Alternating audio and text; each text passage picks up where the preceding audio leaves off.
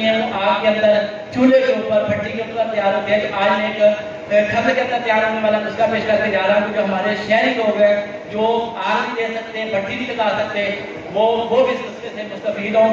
तो नुस्खा ऐसा मैंने तरतीब दी है कि ये टेस्टोस्टेरोन भी पैदा करेगा और आपकी जो उजलात को भी तकलीफ देगा और साथ में आपको खुराक को जुज़्वे बदल बनाने के लिए साबित होगा। तो ये ऐसा नुस्खा है जो हर तबीब की पहुंच में है।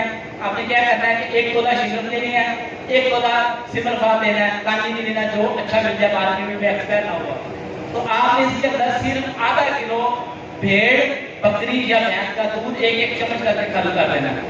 अब ये मक्खन बन जाएगा। मक्खन बनने के बाद आपने अंदर इसके अंदर 1 तोला डालनी है ज़ाफ़रान, 1 तोला जुल्फ़, 1 तोला अकरकरा, 1 तोला रेगमाही और 1 तोला आपने इसके अंदर डालनी है जायफल। तो ये सारी चीजें मिश्रण को बाहर करके इसके अंदर थोड़ी थोड़ी डाल के खल करते जाए। तो जब ये गोली बनने के काबिल हो जाए तो इस तरह की ये गोलियां बनानी है। तो इसका तरीका इस्तेमाल मैं आपको बता देता हूँ। ये चने से छोटी है, काली मिर्च से थोड़ी बड़ी गोली है।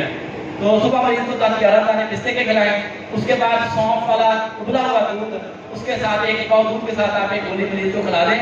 उसको बताएंगे घंटे आधे घंटे के अंदर मजीद प्यास लगती है तो दूध पिए, वरना दूध ना पिए।